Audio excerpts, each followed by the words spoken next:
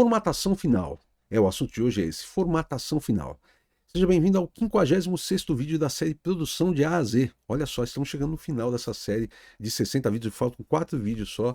E teve bastante coisa legal, viu? Vale a pena pegar do começo e assistir, que tem bastante coisa legal. A ideia aqui é falar sobre vários aspectos dentro da produção musical, para quem sabe dar um clique na sua cabeça e falar, mesmo, tinha essa parte que eu não tinha pensado. Formatação final. Quando a gente fala em masterização, muito se fala da questão do tratamento do áudio, né? A questão de, por exemplo, equalização, compressão, expansão estéreo, volume de saída, etc. Que é uma parte importante da masterização, mas raramente você vê as pessoas falando sobre formato de saída. Tá? Ok, tratei o som, tá tudo feito e tal. Agora eu preciso dar a saída desse som, preciso mandar isso para as plataformas, ou para um CD, ou para um LP. O que eu preciso fazer? Tá? Então é sobre isso que eu quero falar hoje. Mas antes eu quero falar que está rolando a Black November dos meus cursos online, tá? Todos os meus cursos online estão com 50% de desconto até o final desse mês. Então, se você quer aprender a produzir sua música, a aprimorar suas mixagens, quer aprender um pouco mais sobre acústica, sobre voz, gravação de cores, etc., essa é uma oportunidade muito boa para você, porque está muito em conta, tá? Tá valendo a pena mesmo, tá? Então, vou deixar um link aqui na descrição do vídeo ou na minha bio. Deixa eu falar um pouquinho, uma historinha aqui, tá? Contar um pouquinho de onde veio a coisa para a gente poder chegar nos dias de hoje. A gente gravava em fita analógica, por exemplo, e o processo era assim, vamos dizer, o microfone era ligado numa mesa ou num pré-amplificador, normalmente a gente usava a mesa de som mesmo, que tem o pré-amplificador da mesa, tá? Já equalizava alguma coisa, algumas mesas tinham compressor, mas eram as mais caras, geralmente a gente usava algum compressor externo e tal, e a gente saía para fita, para máquina de fita. A máquina, uma máquina, por exemplo, de 2 polegadas de 24 canais, ela só gravava. Nessa máquina não tinha como você fazer mixagem, nada. Hoje a gente tem o computador, a gente tem um leque de possibilidades dentro do computador de gravação, de edição, de mixagem, de masterização. Não, a máquina ela só gravava. Aí dela saía para a gente poder mixar novamente na mesa. Aí na mesa a gente equilibrava os volumes dos elementos da mix, né, da voz, da bateria, do baixo, etc. Tal. A gente equalizava esses elementos, a gente colocava efeitos, geralmente os efeitos eram externos, tá? Normalmente as mesas não tinham reverbs, delays, essas coisas, só mesas mais simplesinhas, tá? É o contrário da compressão.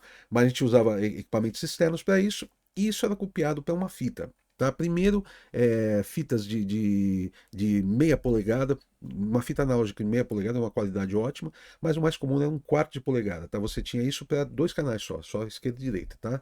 E depois de uns anos surgiu o DAT também. O DAT era uma fitinha pequena, quer ver? Eu tenho uma fita cassete aqui, era metade do tamanho dessa fita cassete. Tá? E essa fita ela já gravava informação digital. Tá? Então ela gravava em estéreo, tá? Não tinha como, ela não tinha um canal mono, ela tinha os 2 canais, você podia mandar uma informação estéreo, tá? Uma voz você colocava, por exemplo, no centro, ela mandava a mesma informação para a esquerda e direita, então soava mono, mas não era uma informação mono. 16 bits, não tinha, DAT não tinha 24 bits, não tinha acima e nem abaixo, tá? 16 bits só. E ela tinha a possibilidade de gravar em 48 kHz ou 44.1 kHz. São essas duas possibilidades que você tinha. Tá? Então a gente finalizava a música nessas fitas, ou fita de, como eu falei, 1/4, meia polegada ou DAT, e a gente levava para fazer a masterização. Ali na masterização era feito esse trabalho que eu falei de equalização, compressão, tal, acertar nível entre as músicas, essas coisas, essa questão artística, técnica, assim, era feita, e depois era feita a saída, tá? Quando a gente fazia a saída, por exemplo, eu trabalhei mais para CD do que qualquer outra coisa, tá? Porque eu comecei em 93, então o CD estava em alta. O CD, o que acontece? Você tinha que mandar a saída em 44.1 kHz, 16 bits em estéreo. Tá? Não existe CD, o formato chama Red Book, tá? O código que você tem que formatar o CD é o Red Book. Tá? Tinha o Green Book, tinha outras coisas para outro tipo de coisa, tipo CD-ROM, essas coisas tinham outro tipo de nome. Mas o Red Book, que era do CD, ele era 44.1 kHz, 16 bits estéreo. Então não existia CD em 48 kHz, em 96 kHz, não tinha isso. Então quando você fosse dar saída para fazer a masterização do CD, você fez o tratamento todo, vai dar a saída, tem que ser nesse formato. Não tinha outro formato.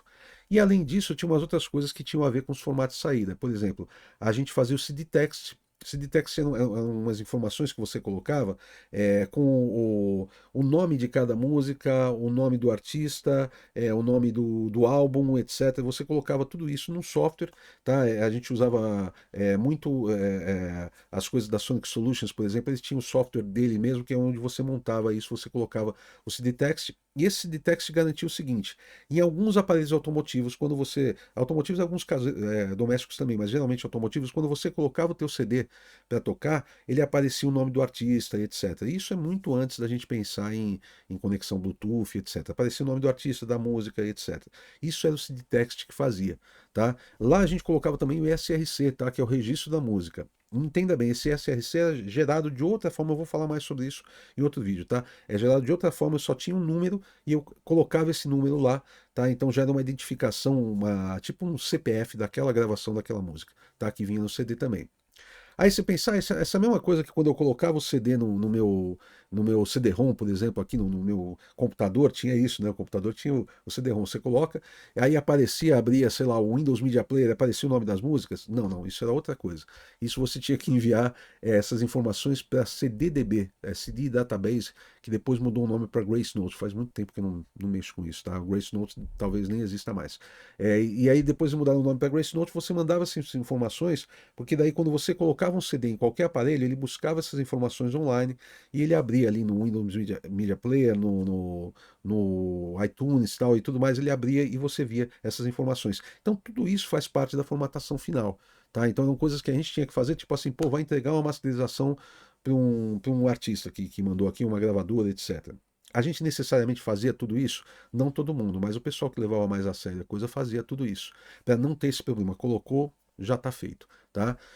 E hoje o que acontece? Nas plataformas, como eu falei no vídeo anterior, quem faz a formatação final de fato é a plataforma.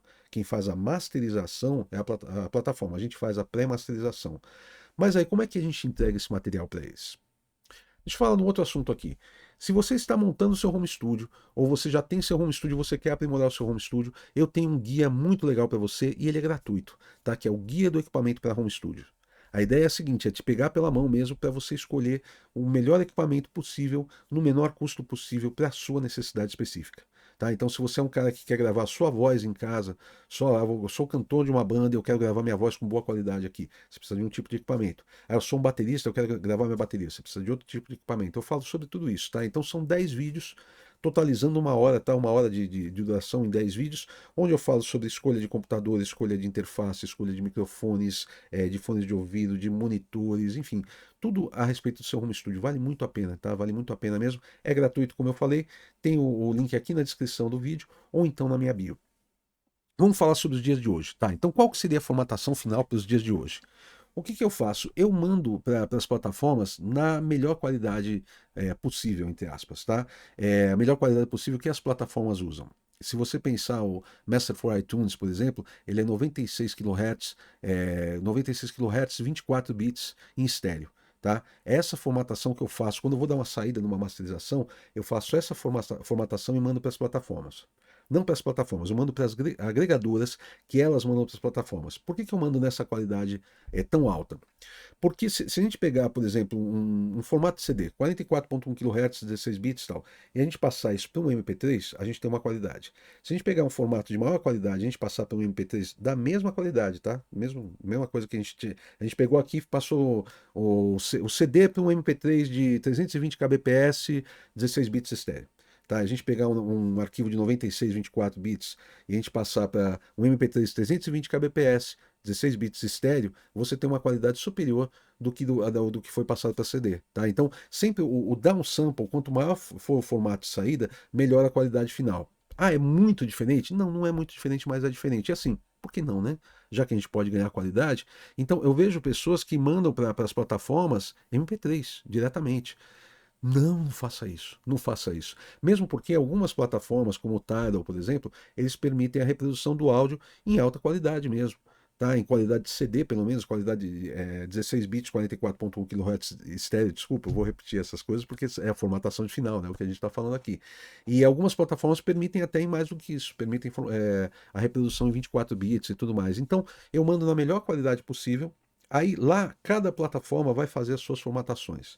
Então, eu já falei sobre isso num outro vídeo.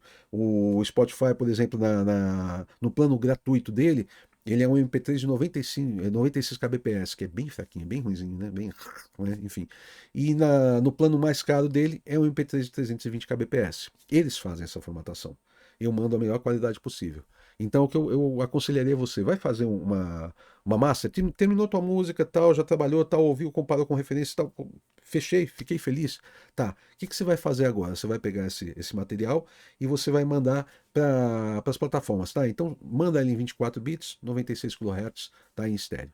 Tá? Que daí nas plataformas eles vão baixar essa qualidade, entre aspas, né? Vão fazer o downsample, porque é o que temos, tá?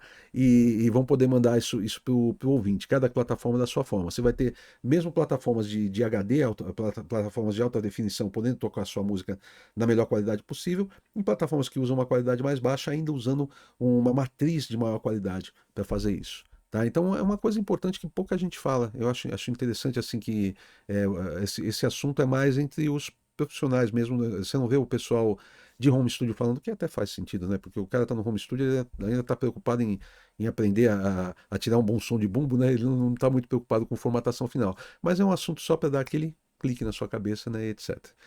E outra coisa que eu queria falar é: você já é inscrito nesse canal? Se você não é inscrito, se inscreva, tá? Eu fico surpreso toda vez que eu vejo as estatísticas do vídeo, estatísticas é bom, né? As estatísticas do vídeo falando que mais de 50% das pessoas que veem os vídeos não são inscritas no canal. Então se inscreva no canal, porque sempre tem novidade aqui, e indique para os seus amigos, tá? Seus amigos que gostam de produção musical, que tem uma banda, que são cantores, etc. Porque sempre tem informação legal aqui, tá bom? Semana que vem tem mais vídeo. Valeu!